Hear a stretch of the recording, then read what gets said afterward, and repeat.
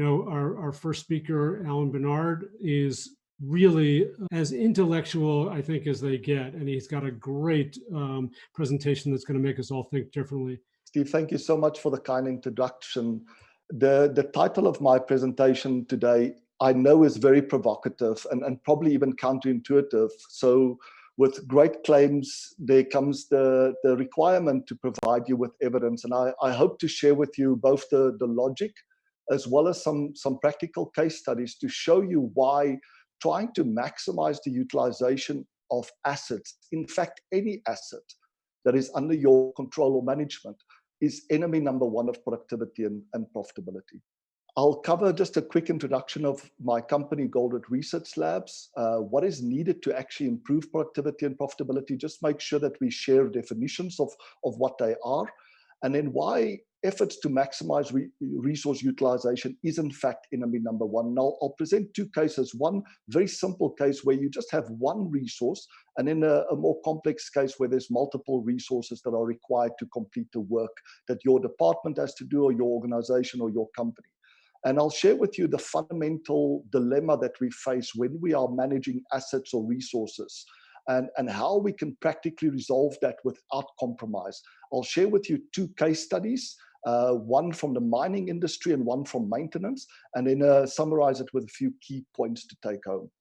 So as far as my company, Goldratt Research Labs, we are focused and absolutely passionate about helping not just organizations, but individuals make better, faster decisions when it really matters. For example, two important questions is for any organization: how much better can you do, and how best to do it? Can you do a little bit better or a lot better? And how best to do it? What's the simplest, fastest way, the lowest cost and lowest risk way of doing that? We've, over the past decade or so, have had the privilege to work with incredible organizations, both from the private as well as in the public sector. And it really all comes down to understanding what are the decision mistakes we can make that are both avoidable and consequential. Because many of the decision mistakes we make is simply unavoidable, but there are many that's avoidable and consequential. And as part of what we do in our research labs is over the last decade or so, we've developed decision support methods, but specifically decision support apps, including very advanced digital twins or dynamic supply chain simulation models that can help us understand these very complex environments. So when we talk about productivity and profitability, what is it? Well, profitability is easy. It's sales revenue minus cost over sales revenue, give me my profitability percentage. Productivity, there's a number of different definitions. The one I like is simply output over input, which is if it's an organization that's making money, it would be revenue over total cost. Or if it's a service department, it would be the quality throughput that service department does. So throughput is a number of inspections that they've done, the invoices that they've processed, the project tasks that they've completed. Quality is how many of those are actually meeting the requirement, and that's divided over the total cost. And essentially, we are improving productivity or profitability when we are growing the revenue or the quality throughput faster than what we are growing cost. If we are able to do that, then profitability and productivity will go up. There are two ways where it won't go up, which is we are growing cost essentially at the same rate as what we are growing revenues or quality throughput, or we are in fact growing costs faster than revenue or throughput. And those numbers, if we have the right measurements, it's brutal. It will tell us whether the decisions that we've made over the past year or 2 or 5, is it actually helping or hurting the organization? And I want to show you why this is often very difficult to figure out. As here's a Fortune 500 company. They've made massive investments to support the demand growth while improving asset utilization and efficiencies, and they were successful. Their sales growth over this 24-month period was 70%, and they grew profits by 35%. What has happened to productivity and profitability? 0% growth. And the hint is in the difference between why did profit growth, why was that less than sales growth? Because they were growing costs and investment faster than what they were growing their sales side. Another quick example is again, a very large Fortune 500 company, massive investments into right-sizing the business, preparing it to be able to compete in commodity markets, to increase asset utilization, implemented very strict benchmarking across all the business units and ensure that all the business units were chasing these benchmarking standards. What I'm showing as a curve here is two numbers. The one is operational productivity. It's essentially the throughput of the organization, sales minus total variable cost, or the rate at which the company is making money. That's the top line, and the bottom line is operating expenses. So it's essentially showing you the ratio of the rate at which they are making money versus spending money. That's the dark green line. The light green line is capital productivity. It's the rate at which they are making money over the rate at which they are investing money. And you can see there, despite all the benchmarks being achieved, their actual productivity has gone down substantially over the 24-month period. And that's quite devastating when a management sees that their decisions have taken them in the opposite direction of what they wanted to achieve. So why does that happen? Well, I'll start off with a very simple example. I want you to imagine a single resource. It could be you, it could be a call center agent, it could be a maintenance person. There's work arriving, that's the demand side, and there's work completions. And the question is, what will happen as you are increasing the utilization of this resource? So as the arrival rate of the work is approaching your capacity, what will happen to your key performance metrics, which is, first of all, the time it takes this resource to complete the work. Secondly, the reliability of their commitments when they are making those commitments. And lastly, the actual output of their work. And of course, what happens for anybody that's studied queuing theory is you know that at about 80% utilization, suddenly the queue time starts growing exponentially. There's simply not enough surplus capacity to cope with the variability of the demand arriving. And of course, as that happens, your ability to make reliable commitments in terms of how long will it take you to complete the task or how many tasks you can even do decays dramatically. And the throughput, although it increases up to a point, after that it starts dropping because you get captured in this vicious cycle that I'll explain just now. But to make this practical, you can imagine what happens if we keep on extrapolating as if these growth rates in queue times are linear, or that the throughput will stabilize once we hit our capacity bottlenecks. We will completely overcommit. I want to give you a practical example because that puts us into the sort of, I call it the chaos zone. Just behind that, this edge of chaos. That means that we're pushing our resources very hard to make sure that they don't procrastinate and waste time, but not too hard so that they can get into the scale zone. And of course, before that is stable, where there, if we increase the demand, we can cope with it easily, and it won't substantially deteriorate our queue, our lead times or reliability or throughput. But I want to give you a practical example. How long will it take you to do a one-day task? If you're in maintenance or you're a manager, how long will it take you to do a one-day task? The right answer is, of course, it depends. Well, what does it depend on? It depends on your level of busyness. That represents your utilization or work in process that's already waiting for you. If you have nothing on your plate, it'll take you a day to complete the task. But if you're already 50% busy, it'll take you 2 days because you already have half your day has been catered for, half your time has been catered for. At 75%, that 1 day is representing 25% out of the stuff that you're already busy with. So suddenly it's taking you 4 days to complete a one-day task. At 90% busy, 10 days. At 99% busy, that same one-day task can take you 100 days. I hope that resonates with people that have always been puzzled. Why does it take my subordinates or even myself so long to get things done that could be done if I had everything in place 1 day to complete? And this is showing you this exponential growth in the queue time, or the time it takes us to complete work as we are getting more and more busy.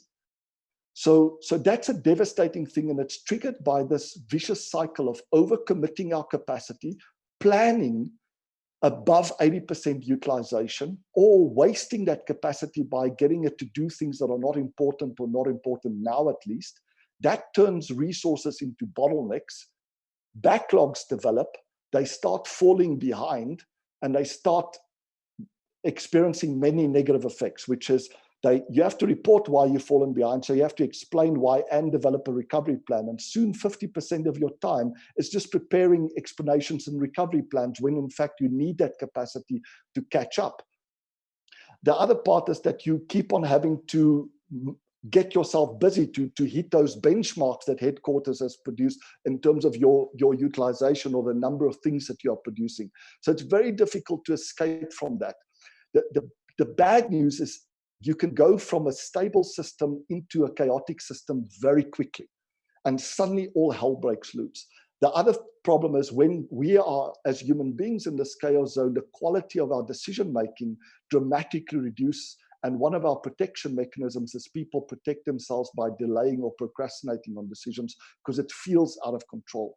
Unfortunately, most of the companies that I work with, both private and public sector, if I ask them, where are you? Where's your team in this graph? They all tell me it's in a chaos zone. That's the bad news. The good news is just a small reduction in the demand, cutting out all those things that we shouldn't be working on can make a dramatic improvement, can get us out of chaos quite quickly. Or just adding that additional resource can make a dramatic difference. For example, many of the maintenance teams that could never get time to achieve their performance levels in terms of getting to the preventative maintenance task because they're so busy with breakdown maintenance. They just with a simple increase of maybe 1 or 2 resources can suddenly get to those preventative maintenance tasks because they have enough capacity to now cope with the fluctuations. So this is just one resource, but what happens if you have multiple resources that are required to complete the work? And here we created a very simple simulation game called the DICE game. Basically, imagine there's 5 steps that the work has to go through. This could be machines, it could be people that are processing the work. And the output of each of these machines or processes is determined by the throw of a dice. So between 1 and 6 is their output per day. Of course, the average would be 3.5. And the question is, if we ran this little factory or service department for 20 days, and each of these resources are capable on average of doing 3.5 units or jobs per day, how much do we expect? And people say, well, it's a simple question. It's 3.5 times 20 days is 70. And of course, we can create a little financial budget that says we get $1,000 for every job or unit that we complete. So after 20 days, we'll have $70,000 in revenue. We subtract our costs. We're making a very healthy profit of 20%.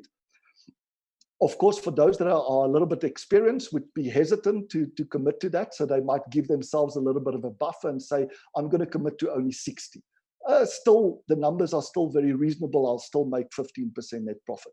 But what happens if you actually play this game? The problem is if A gets a 1, it doesn't matter what B, C, D, or E were capable that day. They could have all thrown 6s representing their theoretical output. Only 1 will go through. And it doesn't matter if A, B, C, D all got 6s. If E throws a 1, only 1 will go through. So you take a very nice uniform distribution, suddenly turn it into a very skewed distribution, and the outcome is 50 to 60% of what you expected. So you're getting 35 and suddenly your business is losing money, or your service department is simply not achieving the demand that's been placed on it. Now, how do you deal with this problem? After some time, if you're not meeting your commitments, after some time, you're going to have to say, we need to double up. We need to double the amount of resources. We're only achieving about 30. We need to get to 60 or 70.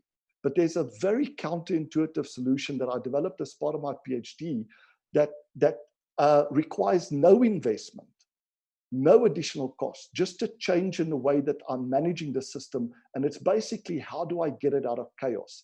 A system that has these interactive bottlenecks that are balanced is a chaotic system. So what would happen if, say, I'm not going to commit all of C's capacity, C for the constraint in the system. I'm going to get C to only throw between 1 and 5. If it throws a 6, it has to throw again. What will happen there is I'm forcing it to have an average of only 3. And the 3 I'm going to use to make my commitments to stakeholders. So now I'm going to commit to 60. because 3 times 20 days is 60. But I have a basis for making that commitment of 60 rather than just saying I need to give myself a bit of buffer.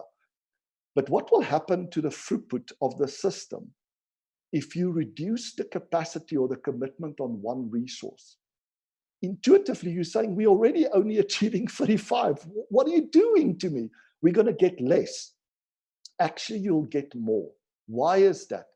Because we've left the protective capacity in A and B. They can still run at 3.5. We left the protective capacity at D and E. They can still run at 3.5. So A and B can make sure that C is never starved of work by building up a bit of buffer in front of C. And D and E can quickly pull all the work behind C so that C is never blocked. And if C is never starved or blocked, guess what will happen? C will perform at about 3 a day, and 3 times 20 is you'll get to 60 a month, which is a dramatic increase, almost doubling the throughput, just by changing the way that we are managing, not trying to be obsessed with maximizing the utilization of every resource, but only committing 80% of the capacity of a resource to make commitments. And of course, if they had a great week, we can pull forward some of the demand from next week. But it's practically, if you have like 5 days of work, only commit to 4 days and then use that Friday maybe as a buffer to catch up. If you had a great week, then you can decide what to do with a Friday. If you had a bad week, you have the Friday to catch up. But overall, the output will go up dramatically and the reliability will go up dramatically. I want to show you how do we resolve this conflict that I mentioned, where on the one side, we have operational issues, we're not meeting our demand. How do I make sure the change that I want to implement here is to have enough of everything? I need enough headcount, enough equipment, enough stocks. That's to protect sales and to fully meet my demand.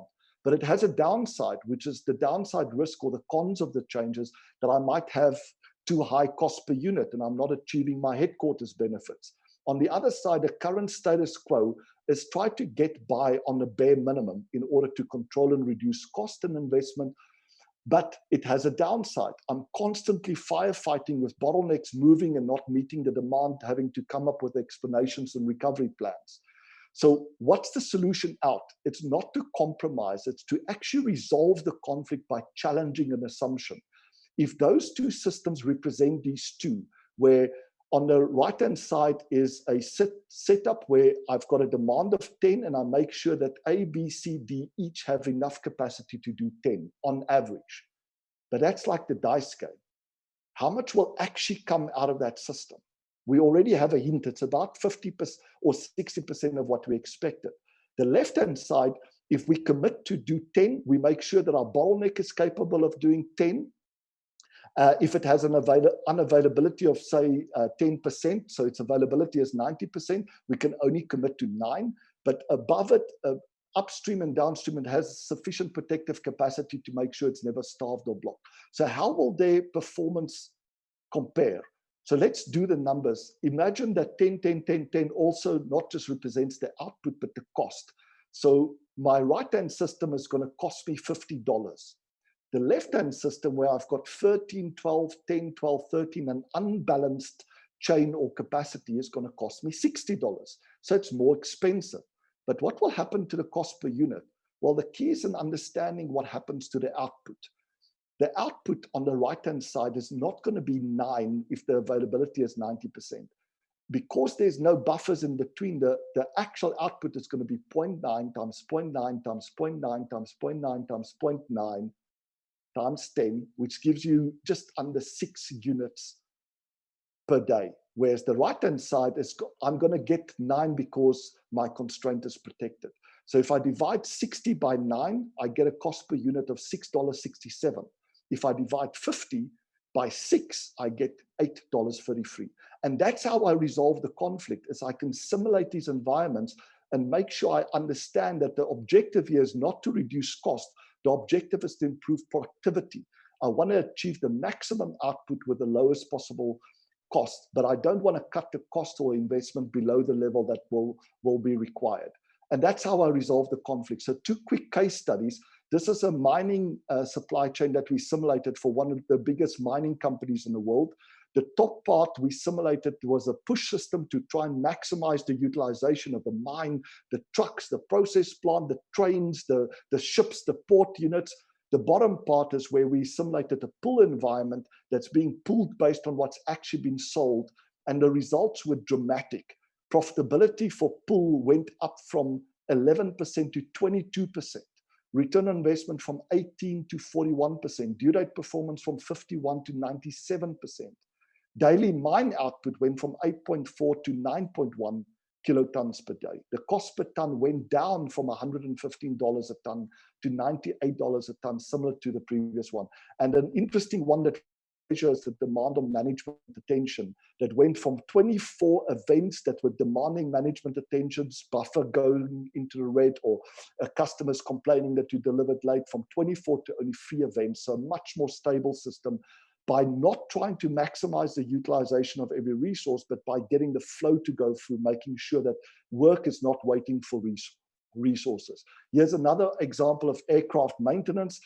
Department of Defense Aircraft Maintenance Depot came to us and said every year they do their best to quote accurate numbers to the Department of Defense in terms of what the fleet availability will be for, say, 100 planes.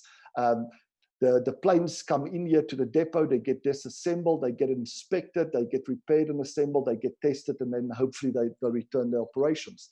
And they quote, and in this case, they quoted fleet availability. They committed to fleet availability of 72%. So 72 of those planes are available operationally.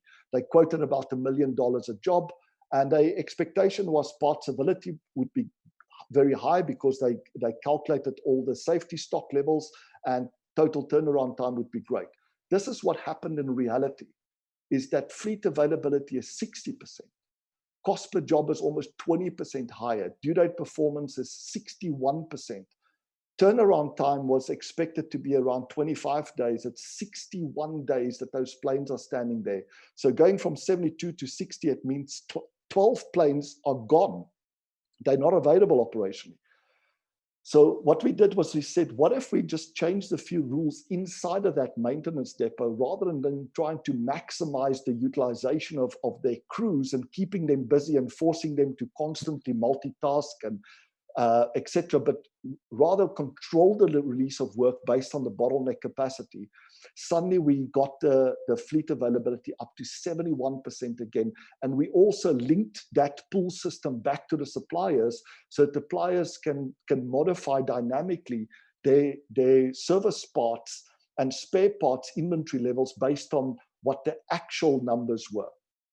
So dramatic improvement again in performance, availability up. Again, by not adding additional budget, just by changing the rules to not try to maximize the utilization of resources, which means that work is going to be waiting for resources. We don't want that. We want the work to flow through the system. Availability up of the resource by 20%. In this case, that means giving back 12 planes to the Department of Defense. Due date performance up by 66%. Throughput up of this maintenance depot by 17%. At the same time, inventories came down by 5%, cost per job down by 12%, and the delays down by 80%. So a dramatic increase in the performance. So as a summary, some key points to take home. Many of the organizations are currently facing this idea of what's going to happen to the demand on my department or my organization company. Is it going to decay? Is it going to be the same? Are we going to see the spike in growth with the economy trying to catch up? There's going to be this real dilemma about having enough of everything versus getting by on the bare minimum. And I want to just warn you that it's a false dilemma. The way to resolve this dilemma is not to compromise and do optimization studies, but by having enough of everything. How do you do that? We know that it's trying to maximize the utilization is enemy number one. I hope that I've proven that in my presentation. Having enough means not too little, but also not too much. Now, most of your organizations, most of the assets under your control is incredibly complex and so much. How can I provide you with a simple way of checking? Is just start monitoring the backlog, the work waiting for resources. It's a very simple but effective way of knowing if you have too little, which means that there is not just is a backlog, but the backlog is growing like that exponential Q graph that we saw. When you see that, you know for a fact that you don't have enough. Of course, we're not going to throw resources at it. We're first going to make sure we don't overcommit. We don't waste the capacity doing stuff that's not needed to try and get back into that edge of chaos zone. Of course, if there's no backlog, then you know that you've got too many resources and you can potentially move some of those resources out to other areas. And then the last part is to implement the productivity measurements. That's a very brutal but honest way of seeing is the decisions that we are making in terms of our organization, is it actually helping or harming the organizational performance? So start measuring the throughput over operating expenses at the company level. So that's sales revenue minus total variable cost. Or if you're a service department, start measuring the quality throughput over your OPEX. And that's a very simple, practical way of checking whether the actions that you're taking, the strategies and tactics that you're employing to manage your assets, is it helping or harming? Wow, thanks, Alan. I was actually thinking that a couple of things for the audience. Number one, first thing in the morning, we've saved them millions of dollars. And we've also moved everybody to a 4-day work week. So I think we're all good, right? We can go home now. That's excellent. And that's why that productivity measurement is so simple, but so powerful, because it's saying that the top line is the rate at which you're making money, which is your sales revenue less all the total variable cost, and below the line is all the fixed cost. And it's brutal. So you can just see over time what has happened. Are we making money, growing the rate at which we're generating revenue faster than what we're growing the rate of cost? And obviously what tends to happen is the economy recovers and your sales starts growing and people just throw resources at it. And they don't realize that actually they're growing costs and investments faster than what the real sales growth is. In the opposite side, when there's massive pressure, and that's what I'm really worried about the current climate, there's massive pressure to reduce cost. I'm going to reduce cost in the wrong areas, cut out some critical capacity that I need in order to meet the demand that remains, and I'll end up in reducing costs slower than what I'm reducing my ability to meet the demand. And again, my productivity will suffer. Very, very good. It's an astonishing theory, and you're proving it with data, which is great. I think everyone can benefit from this presentation and more. The theory of constraints, I believe I've talked with Joseph Grobler, and there's a book that describes this. What's the name of that book? Yes, it's called The Goal, and it was written by my mentor and the co-founder of our company, Dr. Eli Goldratt. So it's one of those books that's in every MBA program. I think Jeff Bezos have said multiple times that it was a big inspiration for how they designed Amazon. But it's understanding the impact that constraints or bottlenecks have on the system. And I can't try to maximize the utilization of every resource. I have to focus on the bottleneck and make sure that all the other resources have enough capacity to ensure my bottleneck resources never starved or blocked. Just in terms of, I committed to Steve, we've made a free simulation available that we'll share the link with everybody, that little dice game, so that they can play around. It's really something that's very interesting to play around with, to see the counterintuitive results that you can get. Yeah, that's excellent. Yeah, thank you so much, Alan. It was fantastic. It's great to have you all the way from South Africa today. I know it's probably getting late in your day, so really appreciate the efforts and the passion behind the presentation. Fantastic. I'd encourage everyone who's watching and listening to reach out to Alan. I'm sure you'd be happy to hear from everyone. So thank you very much. Alan, thank you. It was excellent.